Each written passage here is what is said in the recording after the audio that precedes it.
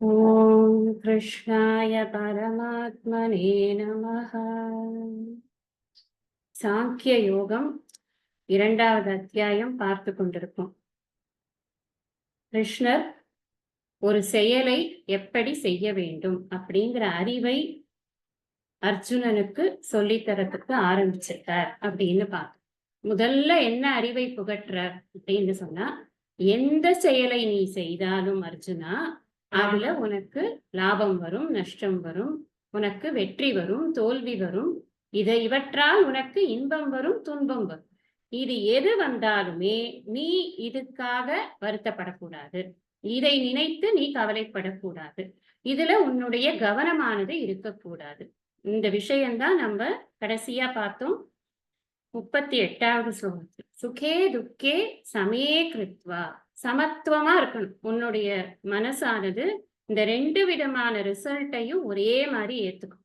பொதுவா நாம எல்லாரும் பண்ற தப்பு அப்படின்னு சொன்னா, அர்ஜுனன் உள்பட என்ன தப்புன்னா, சக்சஸ் தான் சரியான ரிசல்ட், ஃபெயிலியர் அப்படிங்கிறது தப்பு, அதை எடுத்துக்க முடியாது அப்படிங்கிறது தான் ஒரு ஜென்ரலா இருக்கக்கூடிய ஒரு ஒப்பீனியனா இருக்கு. அத கிருஷ்ணர் இந்த இடத்துல நம்மளுக்கு கிடையாது. நீ ஒரு செயலை செய்யும் பொழுது ரெண்டு விதமாகவுமே ரிசல்ட் இருக்கும். அது ரெண்டையுமே நீ ஒரே மாதிரி தான் பார்க்கணும். நம்ம நிறைய சிச்சுவேஷன்ஸை வாழ்க்கையில ஹேண்டில் பண்றோம். ஒரு சிச்சுவேஷனும் நாம எதிர்பார்த்த மாதிரியே பலன் கொடுக்கணும் அப்படின்னு நினைச்சோம்னா நமக்கு என்ன பிரச்சனை வரும் அப்படின்னா, அந்த ஒவ்வொரு சிச்சுவேஷனும் நம்மளுக்கு ஆங்ஸைட்டியை தான் கொடுக்கும். அந்த ஆங்ஸைட்டி நம்மள காரியம் பண்ண விடாம தடுக்கும். கிருஷ்ணர் அதனாலதான் சொல்றார், காரியம் பண்ணி முடிச்சதுக்கு அப்புறமா வரக்கூடிய பலன்ல நீ கவனம் செலுத்தினா, லாஜிக்கலா கூட பார்த்தா இது கரெக்டா தானே தெரியும். ஒரு வேலை நடக்கிறது, வேலை முடிஞ்சதுக்கு அப்புறம் தான் அதோட பலன் என்னன்னு நமக்கு தெரியும். அந்த பலன்ல இப்பவே நம்மளோட போக்கஸ் இருந்துடுத்து அப்படின்னு சொன்னா, அப்போ காரியத்துல கவனத்தை எப்படி வைக்கிறது? வைக்க முடியாது. அதனாலதான் அவர் சொல்றார், நீ காரியத்துல கவனமா இருக்கணும், காரியத்தினால வரக்கூடிய பலன்ல உன் கவனம் இருக்கக்கூடாது. இதை நான் பலவிதமா உனக்கு சொல்லி கொடுக்குறேன். முதல்ல உனக்கு நீ இந்த காரியம் பண்றவனே கிடையாது, காரியம் பண்றதுக்குன்னு ஒருத்தனே கிடையாது அப்படின்னு எல்லாம் உனக்கு ஆத்ம தத்துவம் எல்லாம் சொல்றேன். அப்புறம் அனாத்மாவில திருஷ்டியிலையும் சொல்றேன். அதுக்கப்புறம் லௌகீக விவகார திருஷ்டியில சொல்றேன். உனக்கு உன்னை பத்தி மத்தவங்க எப்படி பேசுவாங்கங்கிற விஷயத்துல சொல்றேன். இதெல்லாம் தாண்டி இந்த அறிவோடு கூட நீ காரியம் பண்ணும் பொழுதும் கூட ஒருவன் அறிவை பெற்று விட்டான், ஞானத்தை அடைந்து விட்டான் அப்படிங்கிறதுனால அவனுக்கு வாழ்க்கையில தோல்வியே வராதுன்னு அர்த்தமா என்ன? கிடையவே கிடையாது. எப்பேற்பட்டவனுக்கும் வெற்றி தோல்வி என்பது செயலின் பலனாக வந்துதான் ஆகும். விவேகானந்தர் புலம்பாத புலம்பலே கிடையாது. இங்கேந்து அவர் அமெரிக்காவுக்கு போறதுக்கும் அந்த போறதுக்கான ஒரு செலவுக்கு எத்தனை பேர் அதுக்கு ஹெல்ப் பண்ணிருக்காங்க. அங்க போனதுக்கு அப்புறமும் அங்கிருந்து இங்க வரும் பொழுது இங்கு அவர் செய்ய வேண்டிய காரியங்களை எண்ணி அந்த காரியங்களுக்காக அவர் எத்தனை எத்தனை முயற்சிகள் எடுத்துக்கொண்டார். அந்த எல்லா முயற்சியுமே சக்சஸ் ஆயிட்டா? அப்படி கிடையாது. சிலது சக்சஸ்ஃபுல்லா இருக்கும், சிலது சக்சஸ் இல்லாம இருக்கும். இந்த சக்சஸ் ஃபெயிலியர் அப்படிங்கறதெல்லாம் யாருடைய பார்வையில், யாரோ வேறொரு ஆளுடைய பார்வையில் அது சக்சஸ் ஃபெயிலியர் அப்படிங்கிற டேர்ம்ஸ் தான் இருக்கு. இப்போ நான் ஒரு ஒரு ஒரு விஷயத்த நான் சக்சஸ்ன்னு நினைக்கிறேன், அந்த ரிசல்ட் தான் நான் சக்சஸ்ன்னு நினைக்கிறேன். இன்னொருத்தரோட பார்வையில என்ன இருக்கும்னா அந்த ரிசல்ட் அவங்கள பார்வையில அது சக்சஸா தெரியாது. இத போய் சக்சஸ்ங்கிறாங்களே அப்படின்னு. சரி, இப்ப நாம வேலைக்கு போறது ஒரு பெண்ணுக்கு சக்சஸ் நினைக்கிறோம். நம்ம வேலை வேண்டாம்னு நினைக்கிறது எனக்கு சக்சஸ்னு நான் நினைக்கிறேன். எனக்கு இப்ப இந்த இந்த நேரம் எனக்கு எனக்கான படிக்கிறதுக்கான நேரமா எனக்கு இது கிடைக்கிறதுன்னு நான் நினைக்கிறேன். இதே ரொம்ப காரியம் பண்ணி பெருமையை அடையணும், நிறைய சாதிக்கணும் அப்படின்னு நினைக்கிறவங்க என்ன நினைப்பாங்க? இப்பவே வேலையை விட்டுட்டாங்களே, இவங்க என்ன இப்படி வேலையை வேஸ்ட் பண்ணிட்டாங்க, இப்படியா யாராவது ஒரு வேலையை விடுவாங்க அப்படி நினைப்பாங்க இல்லையா? ஒரு விஷயத்தினுடைய ரிசல்ட்ல ஒவ்வொருத்தருக்கும் ஒவ்வொரு பார்வை இருக்கும். அதனால அந்த பார்வையை நாம நம்மளுடைய ரிசல்ட்டா நம்ம மதிக்கவே கூடாது. இதெல்லாம் மனசுல வச்சு என்ன சொல்ற, இவர் எங்கேயுமே எதை ரிசல்ட் ஓரியன்டா தான் ஒரு காரியமுமே நடக்கிறது. இப்ப என்ன காரியம் நடக்கிறது அப்படின்னா, போர் காரியம் நடக்கிறது. அர்ஜுனனை பொறுத்த வரைக்கும் போர் காரியம் நடக்கிறது. இந்த போர்ல சில பேர் வெற்றி அடைவா, சில பேர் தோல்வி அடைவா. அவங்க கிட்ட 11 அக்ஷௌகினி சேனை இருக்கு, நம்ம கிட்ட 8 அக்ஷௌகினி சேனை தான் இருக்கு. இங்க நிறைய லாஸ் நடக்கலாம், அங்கேயும் நிறைய லாஸ் நடக்கலாம். இதெல்லாமா காரணம்? நம்ம செய்யாம இருப்பேன்னு சொல்றதுக்கு இதெல்லாமா காரணம்? கிடையாது. இது எல்லாத்துலயும் சமத்துவமான ஒரு புத்தியானது எனக்கு இருக்க வேண்டும். அப்படிங்கிறது தான் கிருஷ்ணன் சொல்லக்கூடிய அறிவுரையாக இருக்குது. நான் முன்னாடி நம்ம எப்பவும் சொல்லிக்கொண்டே இருக்கக்கூடிய ஒரு விஷயம் என்ன அப்படின்னு சொன்னா, இத வந்து ஒரே ஒரு அர்ஜுனனுக்கு சொன்னது கிடையாது. இந்த உலகம் முழுவதற்கும் சொன்னது, நாம் அனைவருக்கும், மானுடர்கள் அனைவருக்கும் சொன்னது.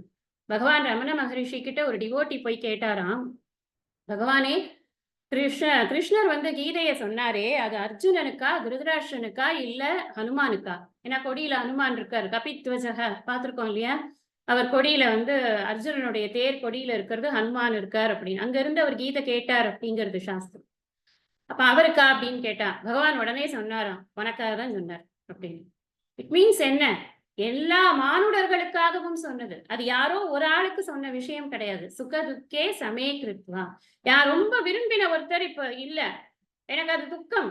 அந்த துக்கத்த நான் சுகமா இருக்கறச்சே என்ன மனநிலையோட இருந்தேனோ, அதே மனநிலையோட இருக்கிறதுக்கு என்ன பழகிக்க சொல்றார். அதனால தான் அவர் வந்து சமே கிருத்வா. நீ கொஞ்சம் கொஞ்சமா அத வந்து நீ டெவலப் பண்ணிக்கணும். இதே ஓவர் நைட்ல வரப்போற விஷயம் கிடையாது அது. அதனால கொஞ்சம் கொஞ்சமா இந்த ஆட்டிட்யூட டெவலப் பண்ணிக்கணும். எப்படி ஒவ்வொரு காரியத்தினுடைய பலனையும் நான் எப்படி பார்க்கணும் அப்படிங்கிற ஆட்டிட்யூட நம்ம டெவலப் பண்ணிக்கணும். அப்படி பண்ணிட்டோம் அப்படின்னு சொன்னா, தோல்விகளுக்காக இந்த மனமானது துவளவே துவளாது. வீதராக பயக்ரோதக திததீர் முனிருச்சியதே அப்படிங்கிறார். இது பயம் இருக்காது, ராகம் இருக்காது, குரோதம் இருக்காது. எப்போன்னா எல்லா விஷயங்களிலும் இருக்கக்கூடிய சமத்துவத்தை பார்க்கும் பொழுது நமக்கு இதெல்லாம் இருக்காது. நாம் செய்யக்கூடிய அத்தனை காரியங்களிலும் நமக்கு எந்த விதமான விருப்பு வெறுப்பும் இருக்கக்கூடாது. இந்த பலன் வந்தாதான் இந்த காரியம் எனக்கு பிடிச்சது, இந்த பலன் வரலன்னா எனக்கு இது பிடிக்கல. இந்த ஒரு ரிசல்ட் ஓரியன்டட் லைஃப் ஸ்டைல கிருஷ்ணர் அறவே வெறுக்கிறார். அது கிடையவே கிடையாது. ஏன்னா பின்னாடி இந்த இந்த அத்தியாயத்துல பெரும்பான்மையாக நமக்கு இதுக்கப்புறமா காரியத்தை நீ எப்படி பண்ணணும் அதைத்தான் வந்து சொல்லி கொடுக்கிறார். அதுதான் நமக்கு வேண்டிய லைஃப் ஓரியன்டேஷன் அப்படின்னு சொல்ல முடியும். இப்ப அடுத்த ஸ்லோகம் பார்க்கலாம். 39வது ஸ்லோகத்துல இதுக்கு ஒரு ஒரு ஒரு பெயர் ஒண்ணு சொல்றார். அதுதான் பார்க்க போறோம். 39 யார் படிக்கணும்? பேபியா? Yes madam. ஏஷா தே பிஹிதா சாங்கியே ஏஷா தே பிஹிதா சாங்கியே ஏஷா ஏஷா தே பிஹிதா சாங்கியதே சாங்கியே சாங்கியே புத்திர்யோகே த்விமாம் ஸ்ருணு புத்திர்யோகே த்விமாம் ஸ்ருணு புத்திர்யோகே த்விமாம் ஸ்ருணு புத்யா யுக்தோ யயா பார்த்த புத்யா யுக்தோ யயா பார்த்த புத்யா யுக்தோ யயா பார்த்த கர்மபந்தம் பிரஹாஸ்யசி கர்மபந்தம் பிரகாயஸ்ய பிரஹாஸ்யசி பிரகாயசி கர்மபந்தம் பிரகாஷ்யசி ஏஷா தே விஹிதா சாங்கியே புத்திர்யோகே த்விமாம் ஸ்ருணு புத்யா யுக்தோ யயா பார்த்த கர்மபந்தம் பிரஹாஸ்யசி. 39வது ஸ்லோகம். சாங்கியே முதல்ல இங்க அட்ரஸ் எப்படி பண்றாருன்னா பார்த்தனே சாங்கியே சாங்கிய விஷயத்தில் அப்படின்னு சொல்ற. சாங்கியம் அப்படின்னா என்ன விளக்கம் அப்படின்னு சொன்னா, சம்யக்கு கியாயத்தே சர்வ வேதாந்தைஹி இதி சாங்கியம் அப்படின்னு அந்த வாக்கியத்துக்கான டெபினிஷன் இருக்கு. அதுக்கு என்ன அர்த்தம் அப்படின்னா, எது வேதாந்தங்களால் நன்கு கற்பிக்கப்பட்டதோ அதுவே சாங்கியம். வேதாந்தங்களால் நன்கு கற்பிக்கப்பட்டது எது அப்படின்னு கேட்டா, உபனிஷத்துல வேதாந்தம்னா என்ன முன்னாடியே நம்ம பார்த்திருக்கோம். இந்த வேத பூர்வம்னா என்ன, வேத அந்தம்னா என்னன்னு. வேத பூர்வம் அப்படிங்கிறது கர்ம காண்டம், உபாசனா காண்டங்களை சொல்லக்கூடியது. கர்ம காண்டம் நம்ம என்னென்ன காரியங்கள் எப்படி எப்படி பண்ணணும் அப்படின்னு சொல்றது. நம்ம உபாசனா காண்டம் நாம எப்படி தேவதா பூஜைகளை எல்லாம், ஹோமங்களை எல்லாம், யாகங்களை எல்லாம், ஜபங்களை எல்லாம் எப்படி பண்ணணும் அப்படிங்கறத உபாசனா காண்டம் சொல்றது. இதுக்கு அது கடைசியில இருக்கிறது தான் வந்து வேத அந்தம். அந்தம்னா எண்டு. வேத அந்தம், வேதத்தின் அந்த பாகம். நம்ம இதுல பார்த்தோம். இதுக்கான விளக்கங்கள்லாம் அறவாழி அந்தணன் அந்த அந்த குறள்லாம் பார்க்கறதே வேத பூர்வம், வேத அந்தம் பத்திலாம் அங்க நம்ம சிந்தனை பண்ணியிருக்கோம். இப்போ இந்த இந்த அந்த பாகத்துல தான் எல்லா உபனிஷத்களும் இருக்கு. வேத பூர்வத்துக்கு என்ன நோக்கம்? நமக்கு என்ன அந்த உபதேசங்களுக்கு என்ன நோக்கம் இருக்கு? அப்படின்னு சொன்னா, நம்மள தர்மமான வழியில நடத்துறது தான் வேத பூர்வத்தினுடைய நோக்கம். மனித பிறவியை கொடுத்து, இந்த மனித பிறவி எப்படி வாழ வேண்டும் அப்படிங்கிற விஷயத்த கொடுத்தது தான் இந்த வேதத்தினுடைய முழுமையான நோக்கமாக இருக்கு. நம்ம மேனுவல் அப்படின்னு சொல்றோம். மனித வாழ்க்கைக்கான மேனுவல் அதுதான் வேதம் அப்படின்னு சொல்றோம். வேத பூர்வத்துல தான் நாம எப்படி வாழணும், நம்ம போய் பேசாம இருக்கணும், பெரியவர்களை எல்லாம் மதிக்கணும், நம்ம எப்போ எல்லாருக்கும் ஹெல்ப் பண்ணணும், நிறைய இந்த இந்த பூதங்களை எல்லாம் நாம காப்பாத்தணும், அப்புறம் பஞ்ச பூதங்களை மதிக்கணும், அப்புறம் இந்த மத்த பசு பட்சிகளுக்கெல்லாம் நாம ரட்சணம் பண்ணிட்டு இருக்கணும், பஞ்சமகா யஜ்யம் பண்ணணும், நம்மளுடைய அன்றாட கடமைகளை எல்லாம் சரியா செய்யணும், பித்ருக்களுக்கெல்லாம் நாம பூஜை பண்ணணும், இப்படி எல்லாம் எல்லா விஷயத்தையும் நாம எப்படி வாழணும் அப்படிங்கிறதுக்கு தர்மமான ஒரு வாழ்க்கை முறையை எங்க கொடுக்கறதுன்னா வேத பூர்வம் கொடுக்கறது. வேத அந்தம் கொடுக்கறது அப்பனா என்ன அப்படின்னா, வேத அந்தத்துல தான் நான் யார் அப்படிங்கிற அந்த விஷயத்த அங்க வச்சிருக்கு. அப்ப வேதாந்தத்தினுடைய ஒரு முடிவான உபதேசமானது என்ன அப்படின்னா, பிரம்மத்தை பத்தி சொல்லி கொடுக்கிறது. ஆத்மா, முன்னாடியே சொல்லியிருக்கேன், ஆத்மா, பிரம்மம், தூய உணர்வு, பியூர் கான்சியஸ்னஸ், இப்படி எல்லாம் எதெல்லாம் சொல்றேன் இதெல்லாம் ஒரே மீனிங் தான். பிரம்மம், பிரம்மத்தை பற்றி சொல்லிக் கொடுக்கிறது, தூய உணர்வை பற்றி சொல்லிக் கொடுக்கிறது, நான் தூய உணர்வு அப்படின்னு எனக்கு சொல்லிக் கொடுக்கிறது, தத்துவமசி, அப்படி பிரம்மைவ சத்தியம், அயம் ஆத்மா பிரம்ம, இந்த வாக்கியங்கள் ஐக்கிய வாக்கியங்கள், ஜீவ பிரம்ம ஐக்கிய வாக்கியங்கள்லாம் எங்க இருக்கு அப்படின்னா வேத அந்தத்துல தான் இருக்கு. ஒவ்வொரு உபநிஷத்துல ஒவ்வொரு ஐக்கிய வாக்கியம் இருக்கு. அந்த ஐக்கிய வாக்கியம் முக்கியமாக எடுத்து உபதேசம் பண்ணப்படுறது. இதுதான் வேத பூர்வத்திலையும் வேத அந்தத்திலையும் இருக்கக்கூடிய விஷயம். இங்க கிருஷ்ணர் என்ன சொல்றார்? சாங்கிய விஷயத்தில் இந்த ஏஷா புத்திஹி தே அபிஹிதா, இந்த அறிவானது உனக்கு சொல்லப்பட்டது. அப்படின்னா என்ன அர்த்தம்? இதே அத்தியாயத்துல ஆரம்பத்துல அர்ஜுனா, உனக்கு நான் ஆத்மாவை பற்றிய அறிவை கொடுத்தேன், பிரம்மத்தை பற்றிய அறிவை கொடுத்தேன்.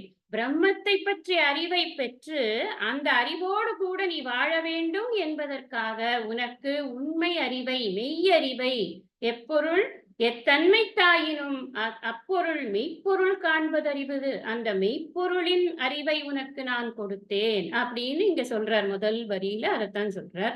அடுத்தது என்ன சொல்றார்? அப்ப அடுத்தது என்ன சொல்ல போறேன் நானு? இனிமே என்ன பண்ண போறேன் அப்படின்னா, புத்தியா யயா புத்தியா, எந்த அறிவுடன் யுக்தக கூடினவனாய் கர்ம பந்தம் பிரகாசியசி, கர்ம பந்தத்தை விடுவாயோ, யோகே இமாம் ஸ்ருணு, யோக விஷயத்தில் இதை கேள். அப்ப இனிமே நான் சொல்ல போற அறிவு இருக்கே, அது யோகம், கர்ம யோகம். அதனுடைய பிரயோஜனம் என்ன அப்படின்னா, இந்த கர்மயோகத்தினுடைய அறிவு உனக்கு இருந்தது அப்படின்னு சொன்னா, கர்மத்தினால் ஏற்படக்கூடிய பந்தம் உனக்கு இருக்காது. கர்மத்தினால என்ன பந்தம் எனக்கு வருது? முன்னாடி ஸ்லோகத்துல என்ன சொன்னார்? சுக துக்கே சமே கிருத்வா லாபா லாபம் ஜெயா ஜெயவ். அப்போ எனக்கு இது ஃபேவரபிள் ரிசல்ட் இருந்தா எனக்கு அது பிடிக்கிறது, எனக்கு அன்ஃபேவரபிள் ரிசல்ட் இருந்தா எனக்கு அது பிடிக்கல. அப்போ இது ரெண்டும் எனக்கு என்ன பண்றதுன்னா பந்தப்படுத்துறது. நான் என்ன சொன்னேன்? நான் அந்த ஸ்லோகத்துக்கு சொல்லும் போது, நான் எனது அப்படிங்கிற பற்றானது எனக்கு ஒவ்வொரு விஷயத்தின் மீதும் ஏற்படுகிறது. அதனால்தான் அந்த ரிசல்ட்ல நான் ஒரு அட்டாச்மெண்ட் வச்சுக்கிறேன். எனக்கு பிடிச்சவங்கன்னா என் கூட இருக்கும், எனக்கு பிடிக்காதவங்கன்னா எங்க போனாலும் பரவாயில்ல. யாராத்துலயும் ஏதோ நடந்தா எனக்கு பிரச்சனை இல்லை, என் வீட்டுல நடந்தா எனக்கு ப்ராப்ளம் இருக்காது. அதை நான் ஹேண்டில் பண்றது வேற மாதிரி இருக்கு. பக்கத்து வீட்டுல ஏதாவது ஒரு ப்ராப்ளம்னா நான் சும்மா போயிட்டு பாத்துக்கோங்க அப்படின்னு சொல்லிட்டு வந்துருவேன். ஆனா என் வீட்டுல அப்படின்னா நான் அதை ஹேண்டில் பண்றதே வேற. அப்படி பண்ணாத, எல்லாத்தையும் ஈக்குவலா தான் பார்க்கணும் அப்படின்னு சொல்ல போற.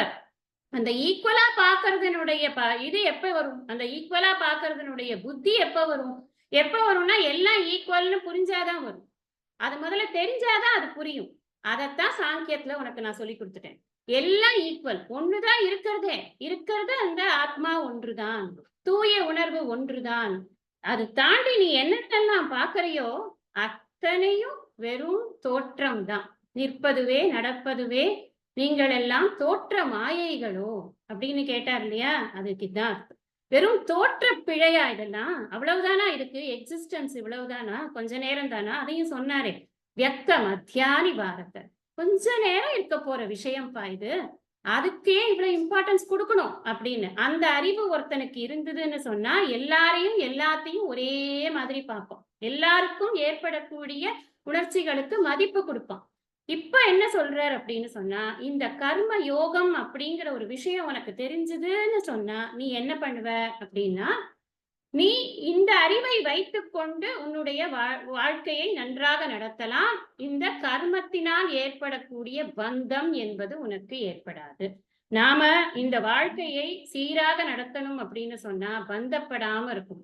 பந்தப்படுறதே என்னன்னா ரிசல்ட் ஓரியன்டா இருந்தா தான் நமக்கு இந்த பந்தம்ங்கிறதே ஏற்படுது. ரிசல்ட் ஓரியன்டேஷன்ல இருந்து மாத்தி ப்ராசஸ் ஓரியன்டேஷனுக்கு நம்மள திருப்புற.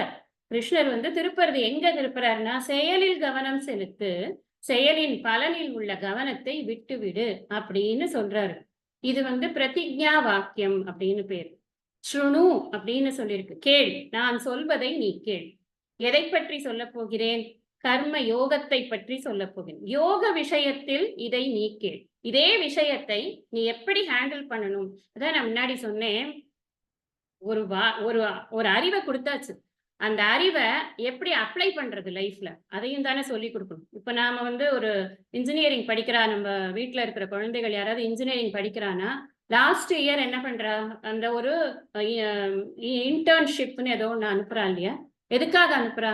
ஒரு ஏற்கனவே என்ன ஃபங்க்ஷன் பண்ணி கொண்டிருக்கிறதோ அந்த ஒரு அமைப்பில் அவர்கள் எப்படி தன்னுடைய அறிவை உபயோகப்படுத்துவது அப்படிங்கிறத கத்துக்கிறதுக்காக தானே. அதான் அதோட மீனிங். அப்படி பண்றாங்களா இல்லையா நமக்கு தெரியாது. ஆனா எதுக்காக அனுப்புறாங்கன்னா இதுக்குதான் அனுப்புறாங்க. Application of knowledge.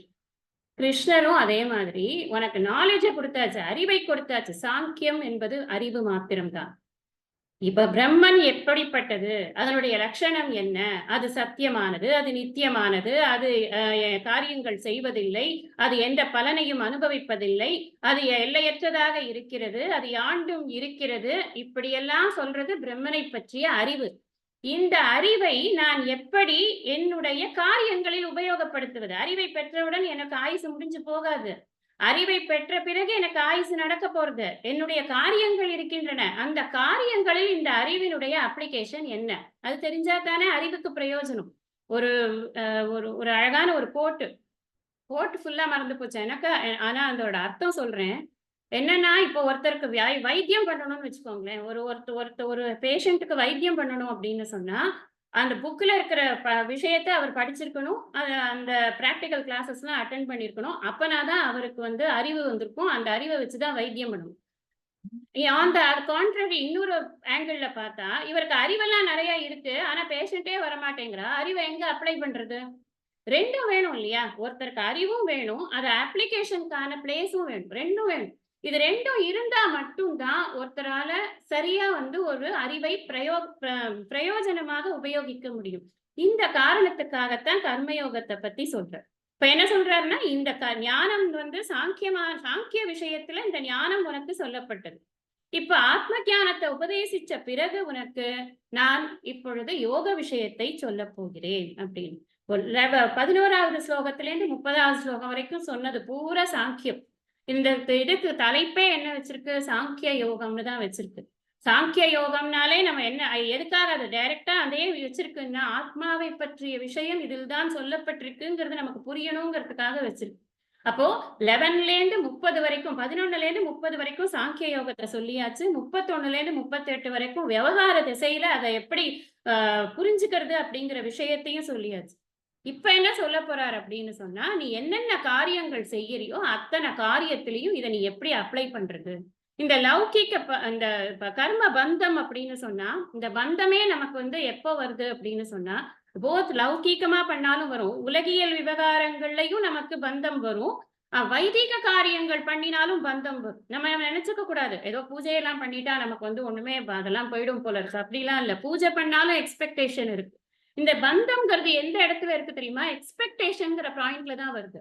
எனக்கு இதான் பலன் வரணும்னு நான் எதிர்பார்க்கிறேன். நான் வந்து இப்ப நான் எத்தனையோ பேர் நம்ம புலம்புறத கேட்டிருக்கோம். எத்தனை ராமநாமா அழுகுறேன். எனக்கு ஏன் இந்த துக்கம் வருது? இதான் வேலையா ராமருக்கு? இந்த ஆளுக்கு துக்கமே வரக்கூடாது. பாத்துக்கோப்பா. துக்கமே வராம எல்லாத்தையும் துக்கத்தெல்லாம் நீக்கு அப்படின்னு சொல்றது தான் ராமரோட வேலையா? கிடையாது. நான் எதுக்காக அதுக்கு தான் இப்ப அடுத்தடுத்த ஸ்லோகத்துல சொல்லப் போறேன். நீ என்ன ஆட்டிடியூட்ல காரியம் பண்ணா உனக்கு துக்கம் உன்னை தாக்காது. அதான் ரொம்ப முக்கியம். நமக்கு அதுதானே வேணும். நம்ம எல்லாருக்குமே இருக்கக்கூடிய நம்ம இந்த கீதையை படிக்கிறதுக்கு முன்னாடி அத்தனை பேரோட மனசுலயும் எழுந்திருக்கும் கேள்வி இது விடாம எல்லார் மனசுலயும் வந்திருக்கும். என்ன கேள்வினா, எனக்கு போய் ஏன் இது நடந்தது? How can I P punished like this? நான் அதுக்கு தகுதியே கிடையாது. நான் எவ்வளவு நல்லவன்.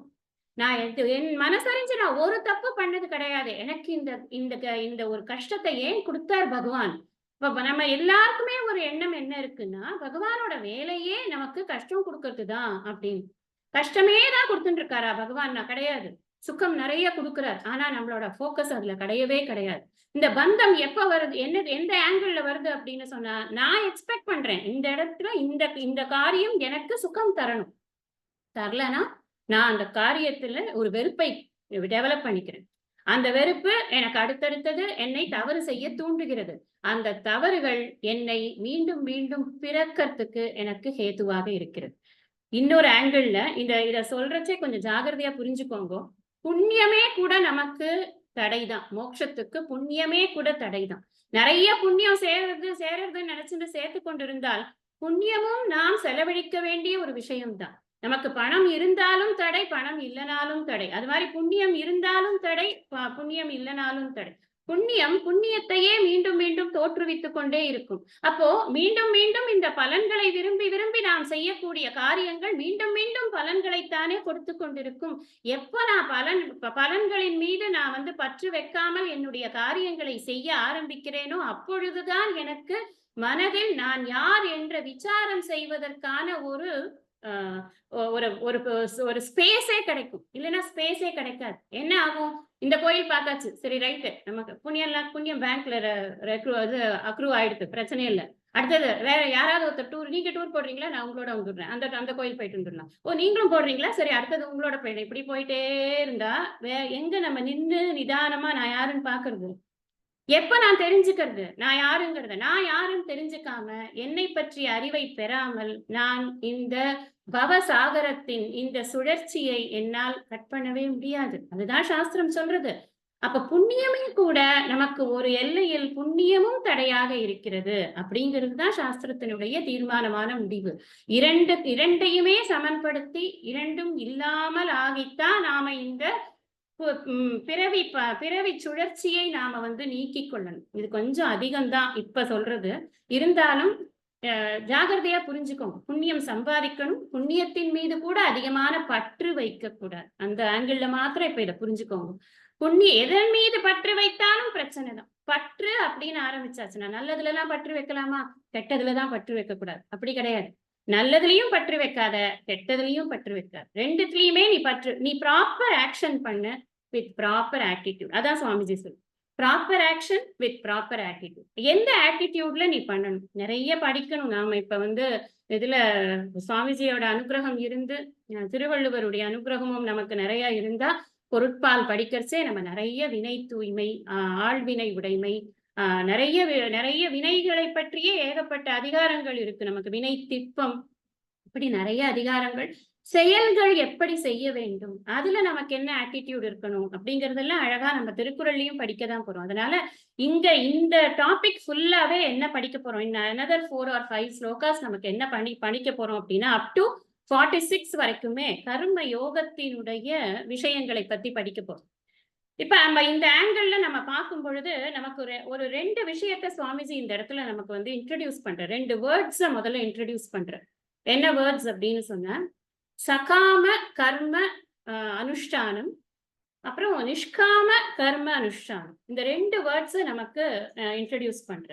இது என்ன அர்த்தம் அப்படின்னா, இந்த கர்ம யோகத்தை 2 வகையாக சொல்கிறார். ஒண்ணு வந்து இந்த கர்ம யோகம்னாலே என்ன அர்த்தம்னா தர்மானுஷ்டானம் அப்படின்னு பேர். தர்ம அனுஷ்டானம். தர்ம அப்படின்னாலே என்ன? நம்மளுடைய கடமைகளை செய்து கொண்டு, அறம் அறச்செயல்கள். அவ்வளவுதான். சிம்பிள் சிம்பிள் தமிழ்ல அறச்செயல்கள் அப்படின்னு புரிஞ்சுக்கணும். இதுல சகாமன்னு ஒண்ணு பிரிக்கிறாங்க, நிஷ்காமன்னு ஒண்ணு பிரிக்கிறாங்க. சகாம அப்படின்னு சொன்னா என்ன அர்த்தம்னா, ஆண்டவனை சார்ந்து உலகியல் பலனை விரும்பி செய்யப்படும் அறச்செயல்கள். இதுதான் சகாம தர்ம அனுஷ்டானம். நம்ம நம்ம வந்து பொதுவாக காரியங்கள் செய்யும் பொழுது எனக்கு இது என்னோடது தெரியுமா, நான் பண்ணேன் தெரியுமா அப்படின்னு கொஞ்சம் ஆன்மீகத்துல இருக்கக்கூடியவர்கள் சொல்ல மாட்டாங்க. ஏன்?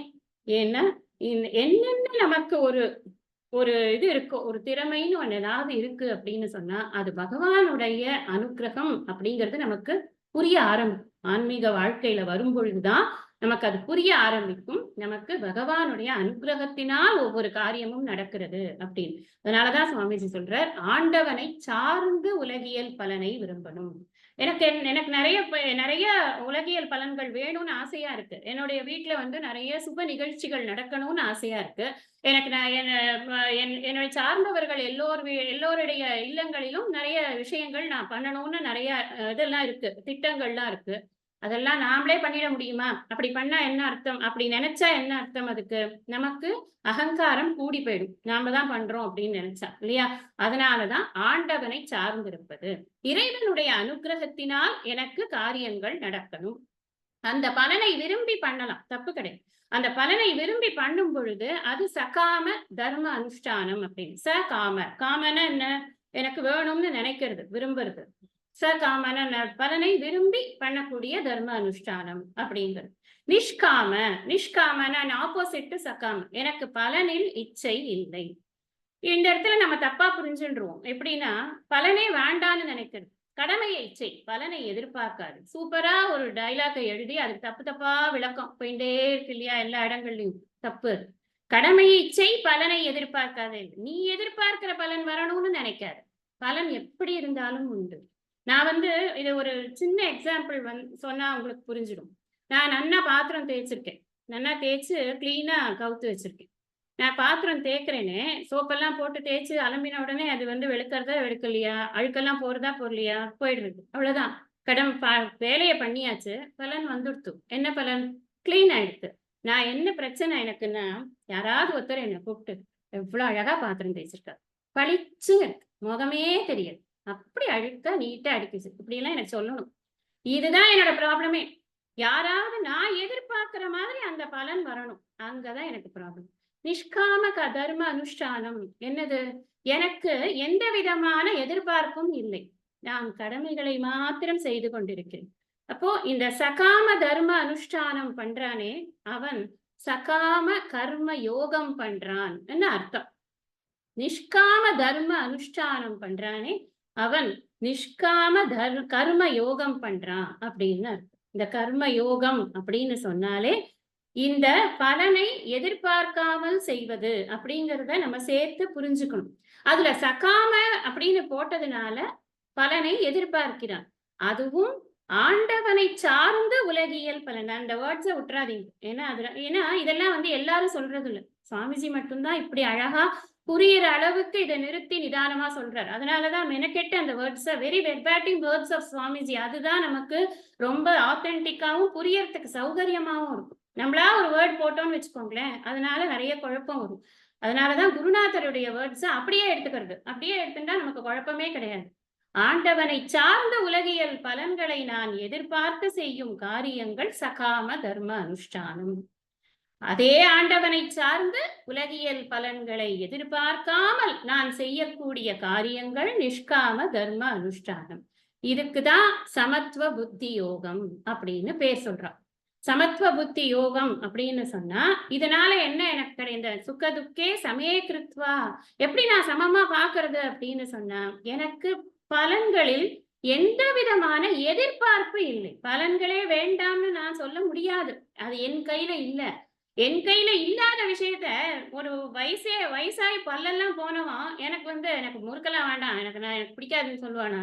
இப்ப சொன்னா அது நியாயமா? அப்படின்னு அப்படி கிடையாது. அவனால முடியல, அவன் அதனால வேண்டாங்க. எனக்கு இயலாத விஷயத்தில் எனக்கு ஒப்பீனியன் வைக்கிறதுக்கு ஒண்ணும் இதுவே கிடையாது, ஒரு ரைட்டே கிடையாது. எது எனக்கு ஒப்பீனியன் நான் எப்ப வைக்கிறேன் அப்படின்னு சொன்னா, எனக்கு இந்த பலன்கள் உண்டுன்னு தெரியும், அந்த பலன்கள் இந்த விதமாக இருக்கணும் என்று நான் எதிர்பார்க்க மாட்டேன். அதுதான் நிஷ்காம தர்ம அனுஷ்டானம் அப்படின்னு. இந்த நிஷ்காம கர்ம யோகம் தான் கர்ம பந்தம் பிரகாசியசி. புரிஞ்சுக்கணும். சகாம கர்ம யோகம் கர்ம பந்தம் பிரகாசியசி கிடையாது. ஏன்னா சகாம கர்ம யோகத்துல நான் கர்ம பலன் இது வேணும் அப்படின்னு விரும்பி அதை வேண்டித்தான் அந்த காரியத்தை நான் செய்கிறேன். ஒரு 1000 நாமா சொல்றேன் இன்னைக்கு அப்படின்னு நான் எதுக்கு ஒரு சங்கல்பம் பண்ணிக்கிறேன். சங்கல்பத்தோடு செய்யக்கூடிய அத்தனை காரியங்களுமே சகாமம் தான். நான் எனக்கு இன்னைக்கு இத்தனை பண்றேன், எனக்கு இந்த பலன் வேணும். இன்னாருக்கு நல்ல விஷயமாவே நான் சொல்றேன். ஒருத்தருக்கு உடம்பு சரியில்லை, அவளுக்காக நான் ஜெபம் பண்றேன் அப்படின்னா கூட அதுவும் நான் பலனை உத்தேசிச்சு அவர்களுக்கு உடம்பு சரியா போகணும்னு நினைச்சுத்தானே நான் பண்றேன்.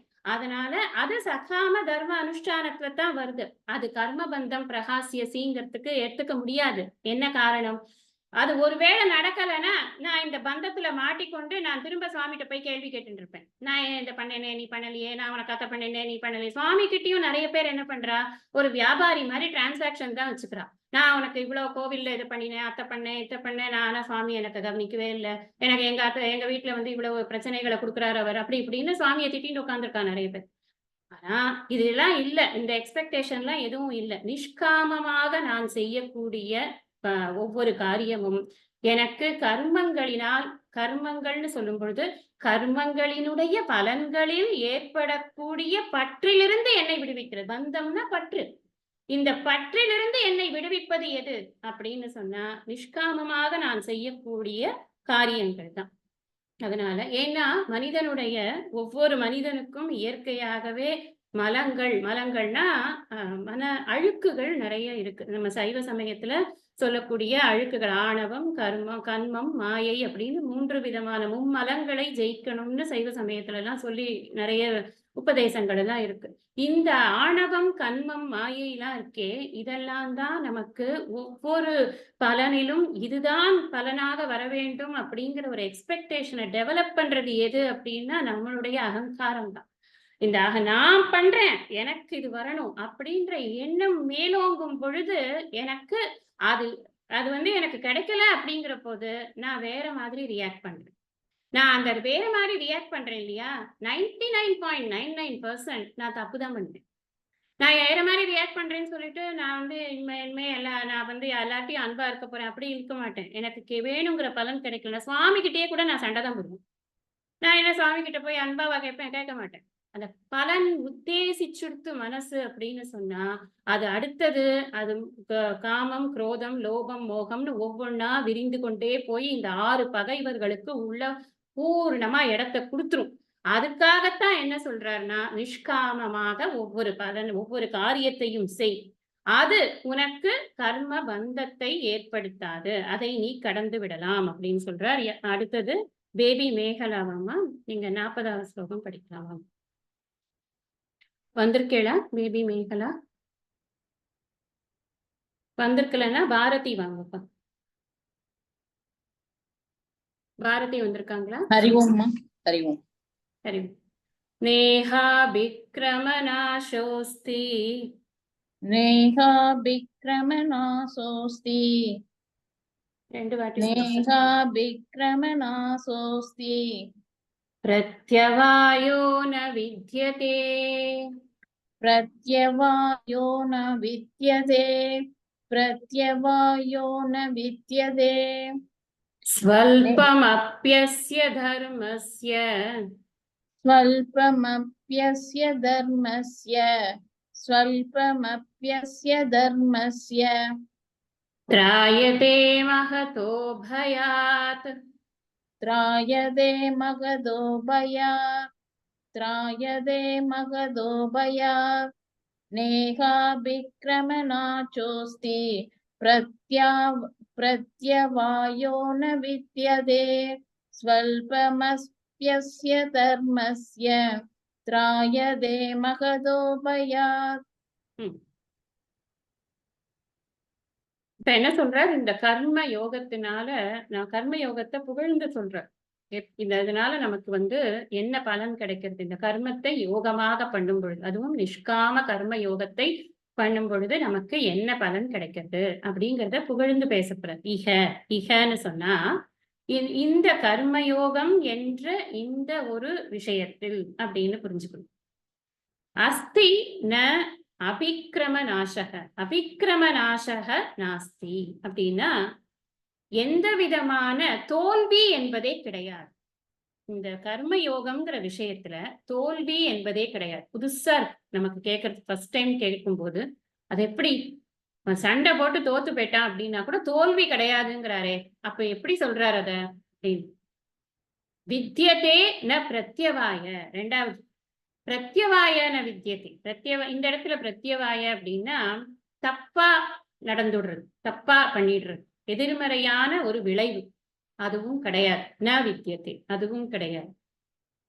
ஸ்வல்பமப்பி, கொஞ்சம் கூட, ஒரு கொஞ்சோண்டாவது நீ ரொம்ப கம்மியா பண்றேன்னு வச்சுக்கோயேன், உன்னோட ஃபுல் திறமைய காட்டல, கொஞ்சமா தான் பண்ற, அல்லது உன்னை எவ்வளவு பண்ண சொல்லியிருக்கோ அவ்வளவு பண்ணல, நீ கம்மியா தான் பண்ற, ஏதோ யத்கிஞ்சித் அப்படின்னு சொல்லுவா இல்லையா, கொஞ்சமா ஏதோ முடிஞ்ச வரைக்கும் பண்ற, அப்படி பண்ணா கூட அஸ்ய தர்மஸ்ய, இந்த கடமைகளை செய்யக்கூடிய இந்த முறையில், நிஷ்காம கர்மயோகமாக இந்த கடமைகளை செய்யக்கூடிய முறையில் என்ன நடக்கும் தெரியுமா?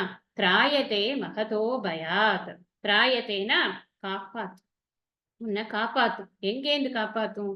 பெரிய பயங்கள். சம்சாரம் என்பதுதான் இப்ப நம்ம முன்னாடியே பார்த்திருக்கோம். எது நமக்கு பெரிய பயம் அப்படின்னா, திரும்ப திரும்ப பிறந்து பிறந்து இறக்கிறது தான் ஒரு முமுட்சுக்கு பெரிய பயம்.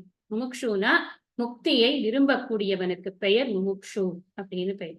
எனக்கு இனி பிறவாமை வேண்டும், எனக்கு பிறப்பே வேண்டாம், பிறப்பு இறப்பு சுழற்சிங்கிறதே எனக்கு வேண்டாம் அப்படின்னு யார் நினைக்கிறாளோ அவர்களுக்கு முமுட்சு என்று பெயர்.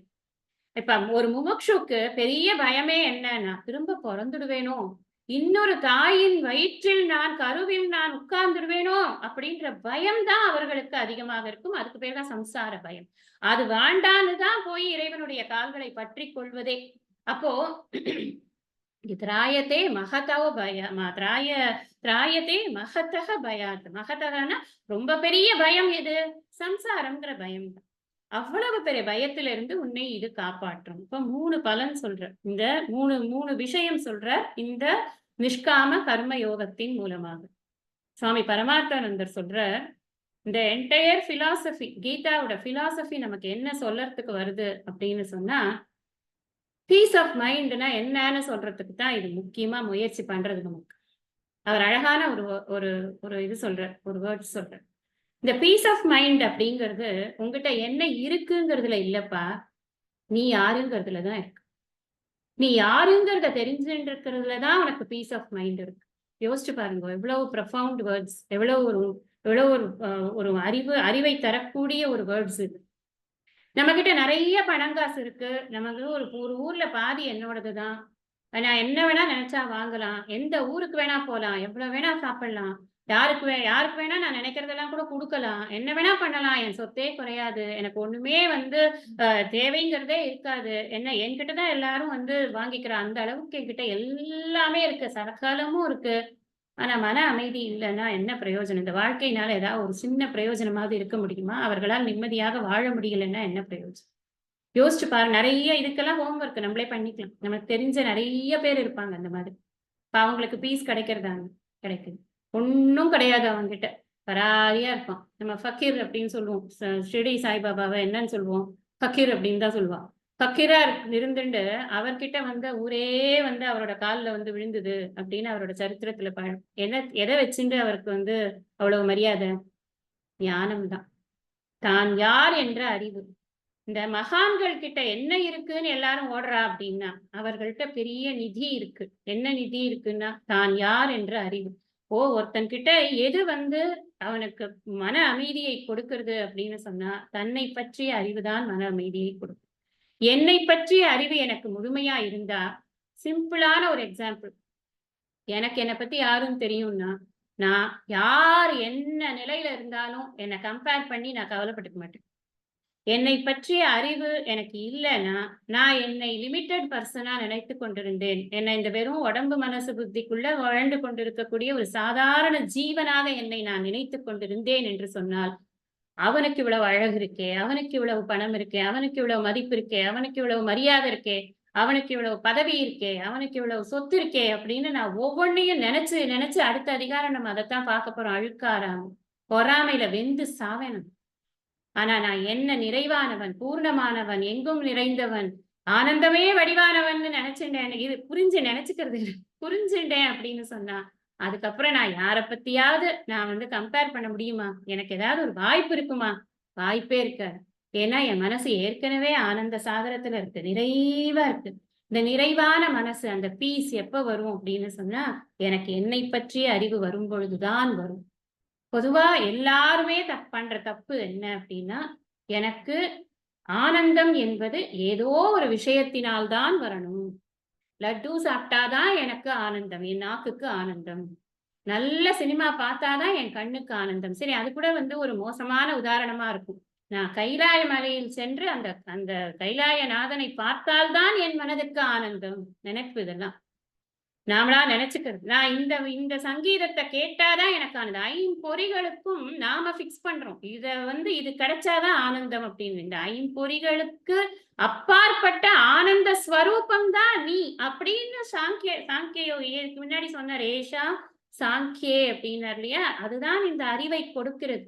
இந்த அறிவு என்ன சொல்றது அப்படின்னா, இதுக்கெல்லாம் அப்பாற்பட்ட ஆனந்த பரம்பொருளப்பா நீ போய் அல்பம் மாதிரி இதுக்கெல்லாம் கேட்டுட்டு உட்காந்துருக்காத. இதெல்லாம் தேவை கிடையாது. இதெல்லாம் அப்படி கிடைச்சா என்ஜாய் பண்ணு. கிடைக்கலங்கிற போதுதான் இந்த பேச்செல்லாம் வருது. கிடைக்கலன்னா வருத்தப்படாது. இங்க ப்ராப்ளமே என்னன்னா, கிடைக்காத போது எனக்கு ஆனந்தம் என்பது எங்கிருந்தோ வர வேண்டிய ஒரு விஷயம், அது எனக்கு இன்னும் வரல அப்படின்ற எண்ணம் எனக்கு இருக்கு. அப்படி கிடையாது. நீதான் ஆனந்த ஸ்வரூபம் அப்படின்னு சாஸ்திரம் அடிச்சு சொல்றது. முதல்ல அதை அக்செப்ட் பண்ணிட்டு அத மனசுல சந்தேகம் இல்லாத, விபரீத பாவனை இல்லாம அதை புரிஞ்சுக்கிறதுக்கு முயற்சி பண்ணிக்கொண்டே இருக்க வேண்டும்.